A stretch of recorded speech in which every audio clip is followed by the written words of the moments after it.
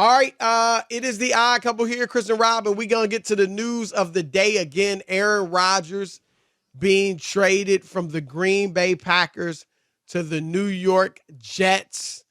Rob, I mean, easily, and all love and respect to Joe Namath, the great Joe Namath. But Aaron Rodgers is the greatest quarterback the Jets have ever had. I mean, is there any debate about that? No. I think he's better than Brett Favre, who they only have for a season. But I mean, it's not saying a ton with the Jets. They won a Super Bowl. They had some pretty decent quarterbacks. No great quarterbacks, of course. When I was growing up, Chris, in Queens, and used to take the bus to Shea Stadium to see them play, and Richard Todd got them to an AFC Championship game. They lost 14-0 to Miami, down in Miami, like that. They were close there. They beat them twice during the regular season and then lost in the AFC Championship game. So they were close with Richard Todd. Great, but no. I'm not saying that. I just said decent. Right. Nobody was great. But right. Yeah, it's been a long time in coming as far as this is a franchise that did. They're not like there's a number of franchises who have never won a Super Bowl, never been to the Super Bowl. The Jets almost feel like that, Chris, because it's been since what, 1969. 69 since they won. But it was a historic one that I think people are losing sight of longer and longer as it passes. Because that was really which facilitated the merger between the AFL and the NFL. It really was. The Jets because and the AFL beat the Baltimore Colts, who were a NFL. creme de la creme franchise and organization, Chris. They were 16-point favorites in the Super Bowl, and the Jets. And of course, Joe Namath guaranteed the Jets victory. And back then, that was a big deal. He was by the pool, and I know some writers who were there, Chris, when he, guaranteed it. Right. And they tell a story of him laying by the pool. It was just a different time back then, where where writers would hang out by the pool or go into the coffee shop to talk to players. There was nowhere to go. Do you know what I mean? Right. If you wanted to eat, you had to go to the coffee shop or, in the hotel, there was nowhere to go. You couldn't hide like they do now. Right. Absolutely. So, good for the Jets. I personally, Rob, don't think they have to win the Super Bowl to kind of justify this. And you said it, they've been to, even after Namath, they've been to the AFC Championship game. With Rex Ryan, Chris, twice. Right. So I get it. Some people might say, well, if Rodgers only gets them there, then what's the big deal? Look, Rob, if he can create some excitement and some buzz with the Jets for the next few years and put them in the hunt, I think that's a win. I get it. It wouldn't be a Super Bowl, and you're paying him $50 million a year. But, Rob, it is also entertainment. I'll tell you this. There are a lot of teams don't win the Super Bowl but have successful years. If we really keep it real. Let's give you a so I think that's what we're looking at. If they were to win, if I was Aaron Rodgers, I would quit right after that and walk out. Like the Jets and their organization. Like if they won it this year? Yeah, like Chris, that would be, I would drop the mic and walk out. Like I would not even do anything else. Like that would be an unbelievable story to end a career. And maybe, you know what? The Jets probably wouldn't be mad if they got that, right? If they got that, he's 40 years old and he walks out. You would be Rob, I think if he can do that, can an athlete do that? Jordan couldn't do it. He had the storybook ending against Utah. Brady couldn't do it. Won the championship against Tampa Bay or in Tampa Bay for Tampa Bay. I don't know if Rodgers could do it. You think he could? He seems a lot of times, Rob, when athletes are playing, they show interest elsewhere. But still, a lot of them don't want to walk away. Or when you get older and you get close to the end, you don't want to give it up. Yeah, I don't know. It'd be great if he could. You're right. I give John Elway credit. They had a good team. He came back, Chris, and they won back-to-back, and then he retired. So there's always that, because he could have walked out on that. Because remember, the Peyton Denver Broncos did it, but he He was bad that last year. Yeah. I mean, even the one that he won the second Super Bowl. Yeah, that's what I mean. That was like a parting gift. Here you go from the defense. Because you really didn't do much. He looked like the Tin Man from The Wizard of Oz. He couldn't move around at all. Yeah, that was bad. But let me ask you this. We've talked about it from the Jets standpoint, but let's look at the Packers. Rob, the NFC is there for the take. I mean, look, I think San Francisco is a very good team, although they don't have a quarterback. Philadelphia is a very good team. Dallas is a very good team. Dallas, of course, has its problems. Philadelphia, Rob, no team has won the NFC East back-to-back in years. So, I mean, that's history. Most of these players weren't even playing then. I don't remember how long it's been. But so that might not affect them. But, the NFC is it's the weaker conference. So do you think Green Bay made a mistake by not running it back and saying, you know what? The conference is there for the taking.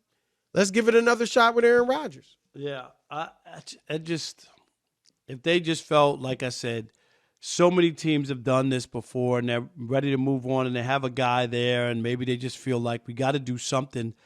Otherwise, he's been here 6 years or whatever it is, 5 years, and we don't know if he can play or not. But Steve Keim brought it up, Chris, agree with me, and I think you agree with me too, that if you really were sure or felt something about Jordan Love, Rodgers would have been traded 3 years ago. He just would have. The timing, it was set up before the draft. You remember Mark Schlereth was saying it's a done deal. He's going to Denver. You remember all that. Like it was set up there, and they didn't pull the trigger then. And I don't know. Now, the Lions, they took a step back with the gambling Chris situation. They lost some players. Right. So I don't know where they are. But the Packers and that could wind ran up throughout the organization. You wonder if they got rid of front office people too, Chris. Yeah. Right.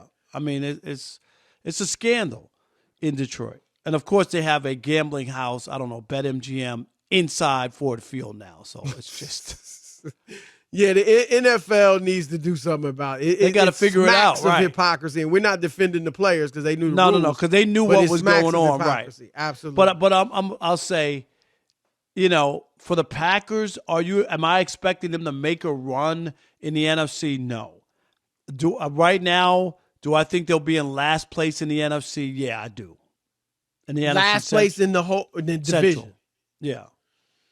NFC North. I'm sorry. Minnesota wins games. We know they're not going to win anything bigger than that, but they win games. Detroit, it's going to be interesting, Rob. Just because of the Lions, we don't know. Right. I'm just saying. I think before this scandal, you would say Lions, that the Packers would be picked to win that division.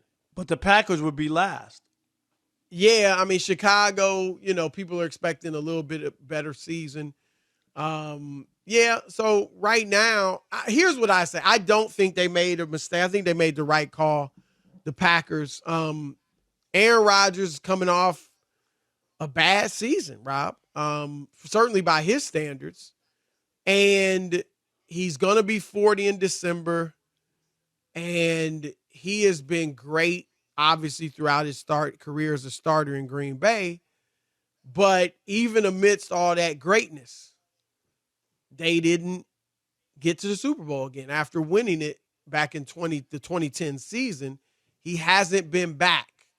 And so if we didn't get back when he was superb, are we getting there when he's declining?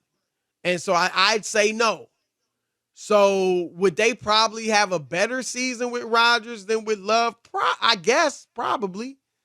But would it be a season that's going to end in a championship or even a trip to the Super Bowl? I'd say no. So I think it's time to move on. You got to see what Jordan Love can do. And Rob, here's what I say. Obviously you make sense when you say if they knew he was that guy, just like, not that he was going to be Patrick Mahomes, but they knew that Alex Smith or that Patrick Mahomes was going to be the guy, so they got rid of Alex Smith. Same thing when they got rid of Brett Favre. When the Packers got rid of Brett Favre played a couple more years. Yep. He went to the NFC Championship game with the Vikings, Chris. It wasn't like he couldn't play. Right. But they knew the guy behind him could do something. But here's where I disagree with you. I think it's very possible, I believe this, that Jordan Love's improved. I mean, everybody doesn't come in, dazzling everyone in practice like Patrick Mahomes. Some guys take time and they actually get better. There are guys that'll tell you Aaron Rodgers wasn't lighting everything up right away. He obviously was on the bench for 3 years, but that he gradually got better and learned under Brett Favre. Look, I can't even really go off of this because it was such a small sample size, but Jordan Love did look good, very good, in the moments he played, particularly against Philadelphia, I believe it was, last season. It was only like a half, but he looked very good. And it wasn't just that his stats were decent, but he looked more poised. He looked more in control. He looked more accurate, more calm. And so I think that, you hear things from players on the team that he's really improved.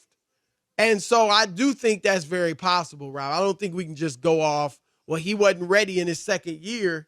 That means he can't play. No, I mean, I think it's very possible he's just gotten a lot better. Yeah, and the flip side is that they could put him out there finally where there's no safety net and you got to play and perform, and he doesn't.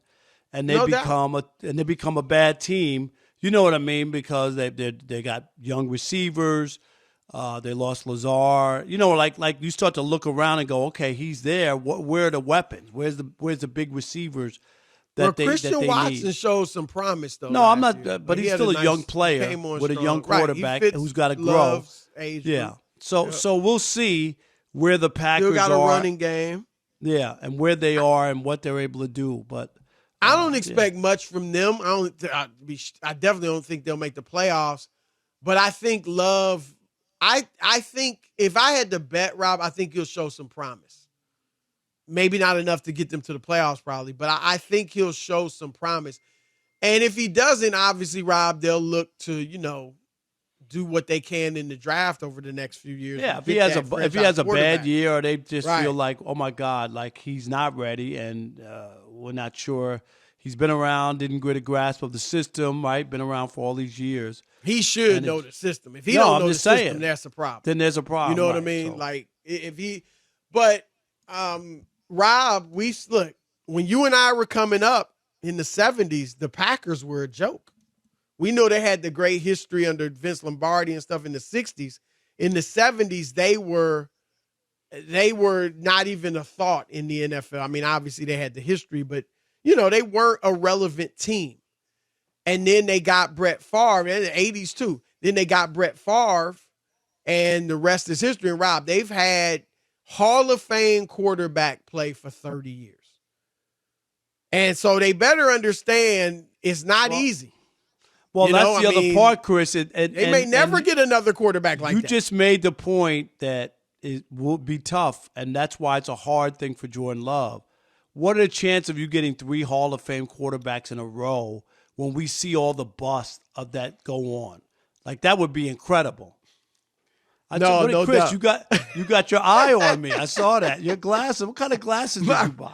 I got some readers, and Chris, this is a trip. Those are from the dollar store. I don't what have is that? Yeah, they're from CVS. I don't I don't need prescription reading glasses yet.